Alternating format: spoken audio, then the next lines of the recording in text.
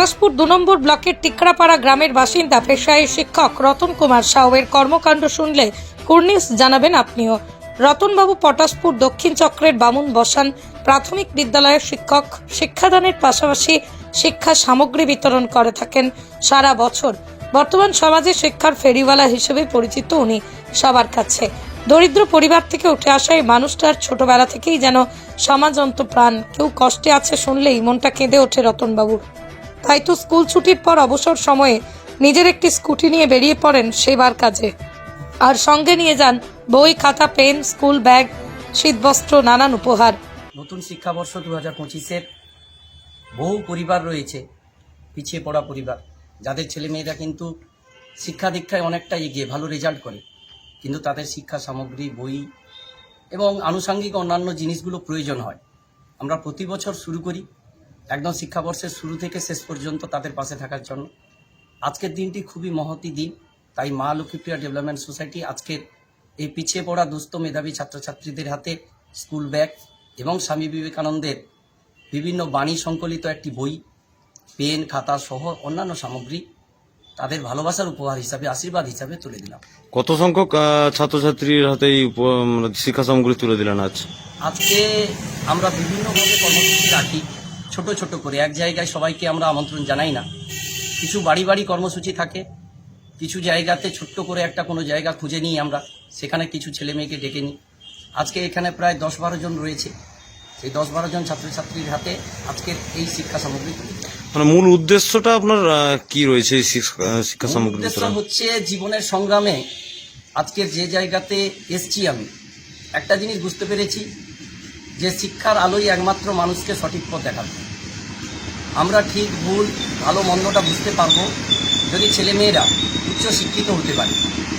তাই যে সমস্ত ছেলেমেয়েরা পিছিয়ে আছে, লেখাপড়া করে তাদের অ্যাম্বিশন লক্ষ্য পূরণ করবে, বাবা মাকে দেখবে, তাদের পরিবারকে দেখবে, তাদের পাশে থেকে তাদের এগিয়ে যাওয়ার জন্য দাদা হিসাবে, বন্ধু হিসেবে, বাবা হিসাবে তাদের অনুপ্রেরণা দিয়ে তাদের পাশে থেকে এগিয়ে যাওয়ার বার্তা দিই। আগামী দিনের চিন্তা ভাবনা, আগামী দিনের চিন্তাধারা একটাই, বহু শুভাকাঙ্ক্ষী মানুষ আমাদের মা লক্ষ্মীপ্রিয়া ডেভেলপমেন্ট সোসাইটির পাশে থাকেন।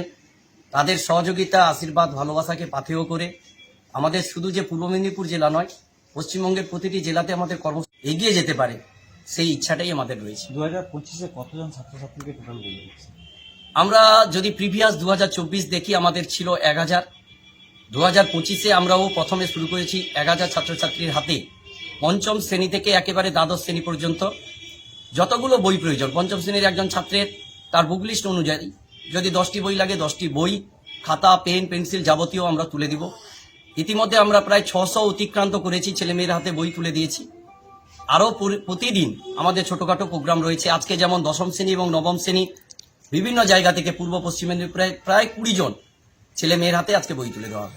এলাকার প্রায় কতগুলি গ্রাম বা শহর জুড়ে আপনার এই কর্মসূচি? পটাশপুর 2 নম্বর ব্লকের এলাকা বলতে কোনো গ্রাম মনে হয় বাকি নেই, সমস্ত জায়গাতে রয়েছে পটাশপুর 2 এবং পটাশপুর 1। সাধারণ মানুষের কাছ থেকে মানে কতটা উৎসাহ পাচ্ছেন আপনার এই? আমি চাইবো সাধারণ মানুষ আমাদের পাশে থাকুক, আর চাইবো যারা সামর্থ্য রয়েছে, যাদের ক্ষমতা রয়েছে, তারাও এই ধরনের মানুষের পাশে থেকে এই বার্তাই দিক যে যারা ভালো নেই তাদের ভালো রাখার চেষ্টা করি, যারা পাচ্ছে না তাদের পাশে দাঁড়িয়ে তাদের এগিয়ে যাওয়ার বার্তা দিই। আমরা সবাই শুধু নিজের ভালো থাকাটা নয়, অন্যের ভালো থাকার মধ্যে নিজের শান্তি এবং ভালো থাকাটা খুঁজে নিতে পারবো। গ্রামে ঘুরে ঘুরে যে সমস্ত দরিদ্র পরিবারের ছেলে মেয়েরা টাকার অভাবে পড়াশোনা থেকে পিছিয়ে পড়েছে, তাদের পাশে যেন ত্রাতা হয়ে দাঁড়ানোই শিক্ষক। তুলে দেন তাদের প্রয়োজনীয় শিক্ষা সামগ্রী। কেউ টাকার অভাবে পড়া বন্ধ করে দিতে চাইলে তার পুরো পড়াশোনার খরচ যোগানেই শিক্ষক। রতনবাবু নিজের মায়ের নামে টিকরাপাড়া মা লক্ষ্মীপ্রিয়া ডেভেলপমেন্ট সোসাইটি নামে একটি স্বেচ্ছাসেবী সংগঠন পরিচালনা করেন। এই সংস্থার মাধ্যমে সমাজ সেবার কাজ করেন উনি। রতনবাবু জানান 2024-25 শিক্ষাবর্ষে 1000 ছাত্রছাত্রীর হাতে শিক্ষা সামগ্রী তুলে দেবেন। পূর্ব মেদিনীপুর থেকে সৃষ্টিধর সাউয়ের রিপোর্ট, আর10 নিউজ বাংলা।